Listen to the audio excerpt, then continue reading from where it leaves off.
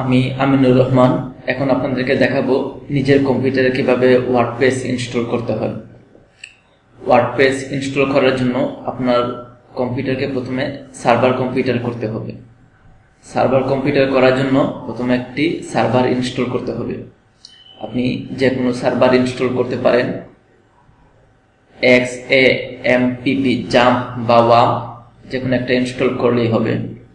আপনি যদি jump server install করতে চান তাহলে গুগলে জাম্প ডাউনলোড লিখে সার্চ দিবেন।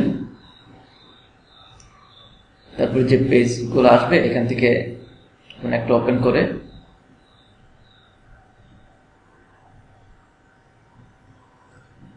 জাম্প ফর উইন্ডোজ এখানে ক্লিক করলেই জাম্প সার্ভারটি ডাউনলোড হয়ে যাবে।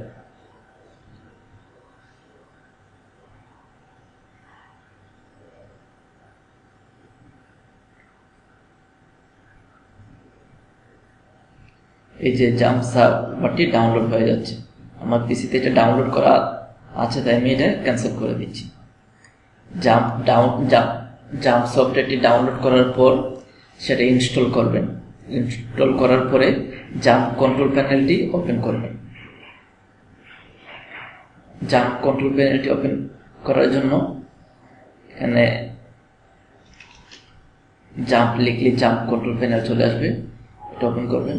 অলরেডি রানিং, আমার পিসিতে রান করা আছে তাই আমি এখান থেকে ওপেন করছি, আপনি রান করবেন। রান করার পরে এখানে দেখেন মাইস্কেল রানিং লেখা আছে, অ্যাপাচিটাও স্টার্ট করতে হবে। এখানে স্টার্টে ক্লিক করলাম। এখন অ্যাপাচি মাইস্কেল দুইটাই রানিং। জাম্প ইনস্টল করার পর এখন ওয়ার্ডপ্রেস ইনস্টল করতে হবে। আপনার পিসি ওয়ার্ডপ্রেস ডাউনলোড করতে হবে। wordpress.org থেকে একটু ওয়ার্ডপ্রেস ডাউনলোড করে নিচ্ছি।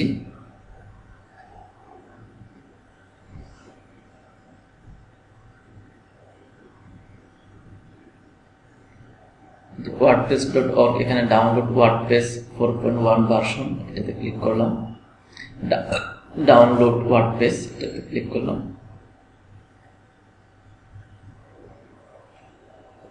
ওয়ার্ডপ্রেস ডাউনলোড হচ্ছে।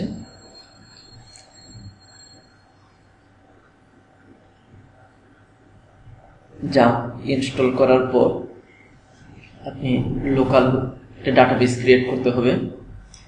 লোকাল হোস্টের পর PHP myadmin দিয়ে এন্টার দিবেন।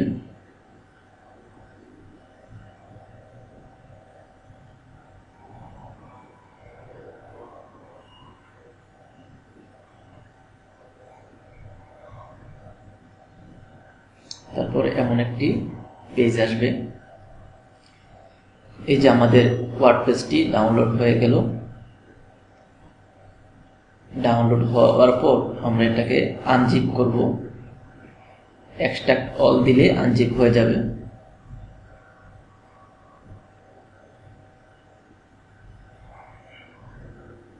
আনজিপ হচ্ছে।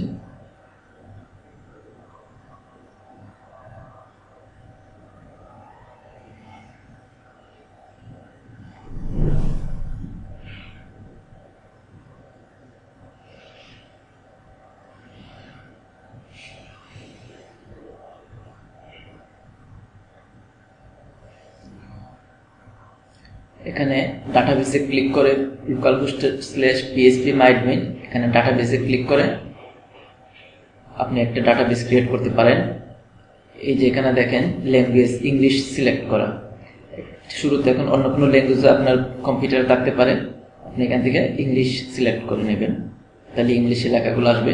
যদি অন্য কোনো ল্যাঙ্গুয়েজ সিলেক্ট করেন তাহলে লেখাগুলো অন্য কোনো ল্যাঙ্গুয়েজে কনভার্ট হয়ে যাবে।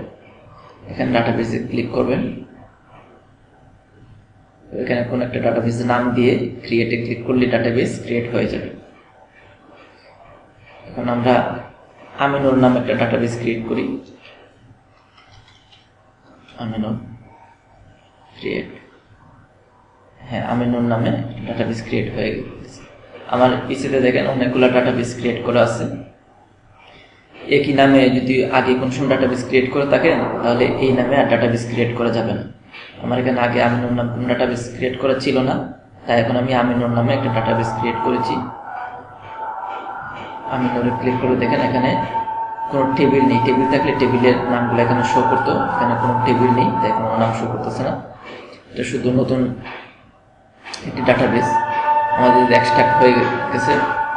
এখানে যে ওয়ার্ডপ্রেস ফোল্ডারটা, এটার ভিতরে অনেকগুলো ওয়ার্ডপ্রেসের ফাইল আছে। যে ফোল্ডারটার ভিতরে সবগুলো ফাইল থাকবে সেই ফোল্ডারটা কপি করে আমাদেরকে সি ড্রাইভের জাম্পের ভিতরে htdocs ফোল্ডারের ভিতরে নিয়ে পেস্ট করতে হবে। তো এখন আমরা যাচ্ছি সি ড্রাইভে জাম্পের ভিতর htdocs এর ভিতর এটা ওপেন করি। এখানে ওয়ার্ডপ্রেস নামে অলরেডি একটা ফোল্ডার আছে, তাই এখানে ওয়ার্ডপ্রেস নামে এই ফোল্ডারটা রাখা যাবে না। আমরা ওয়ার্ডপ্রেসটার নামটা চেঞ্জ করি, অন্য কোনো নাম দিচ্ছি, এটাও আমিনুর দিচ্ছি। আপনার ওয়ার্ডপ্রেসের নাম আর ডাটাবেস নেম একই হতে পারে বা ভিন্ন হতে পারে, এটা আপনার উপর, আপনি যে কোনো আলাদা করতে পারেন বা একই রকম দিতে পারেন। আপনার পিসিতে যদি অনেকগুলো ওয়ার্ডপ্রেস ইনস্টল করা থাকে তাহলে কোন ওয়ার্ডপ্রেসের জন্য কোন ডাটাবেসটি ইউজ করছেন সেটা মনে রাখা একটু সমস্যা। এই জন্য আপনি যদি একই নামে ডাটাবেস নাম দেন আর ওয়ার্ডপ্রেসের নাম দেন তাহলে এটা আপনি সহজে বুঝতে পারবেন যে কোন ওয়ার্ডপ্রেসের জন্য কোন ডাটাবেসটি। আমি একই নাম দিচ্ছি, আমার ডাটাবেসের নামও আমিনুর, ওয়ার্ডপ্রেসটা আমিনুর নামে htdocs ফোল্ডারের মধ্যে রাখতেছি। এখানে দেখেন কম্পিউটারের সি ড্রাইভের ভিতর জাম্পের ভিতর htdocs এর ভিতর আমি আমার আমিনুর নামের ফোল্ডারটা এখানে পেস্ট করছি।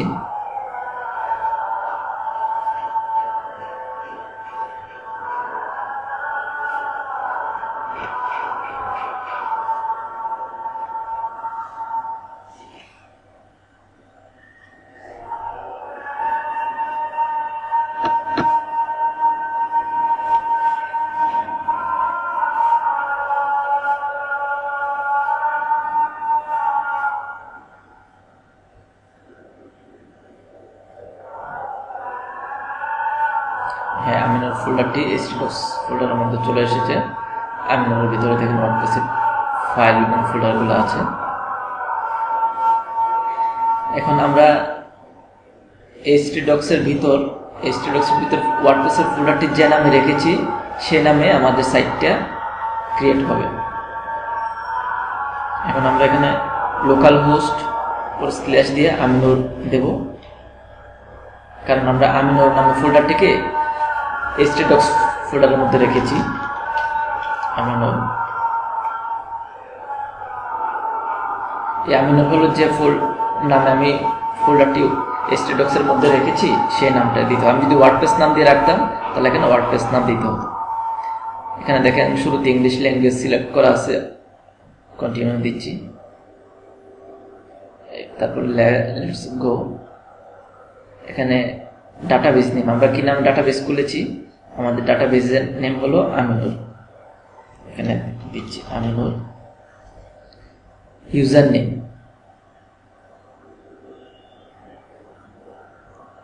ইউজার নেম জাম্প সফটওয়্যারের ক্ষেত্রে ইউজার নেম হলো রুট, পাসওয়ার্ড কিছু লাগবে না, ফাঁকা ব্ল্যাঙ্ক। তারপর সাবমিটে ক্লিক করুন, রান দ্য ইনস্টল। এখন সাইট টাইটেল যে কোনো নাম দিতে পারেন।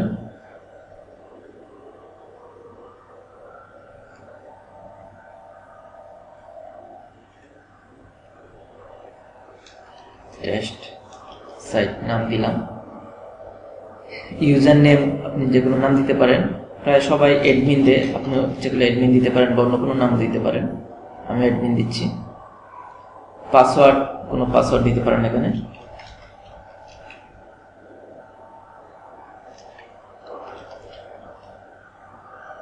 ইমেল, এখানে আপনার একটা ইমেল অ্যাড্রেস দিবেন। ইনস্টল ওয়ার্ডপ্রেস, এখানে টিক চিহ্নটা আপনি রাখতে পারেন বা তুলে দিতে পারেন।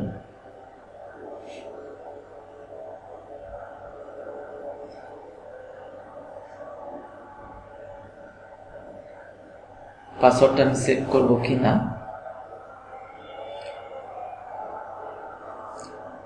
ইউজার নেম দিয়েছিলাম অ্যাডমিন, আর পাসওয়ার্ড লগ ইন দিলাম।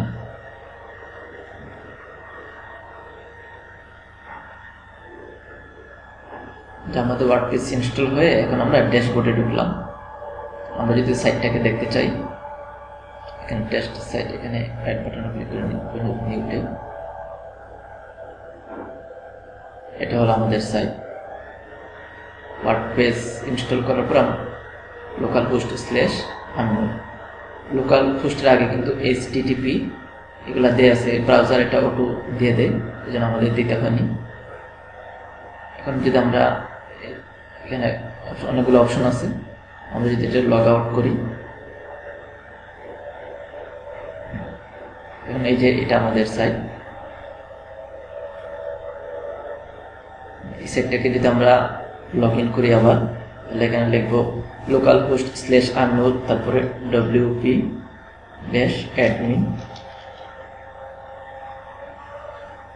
অ্যাডমিন দিলে এই পেজ লগ ইন পেজ চলে আসবে। ইউজার নেম অ্যাডমিন, আর পাসওয়ার্ড আমি যে পাসওয়ার্ড দিয়েছি।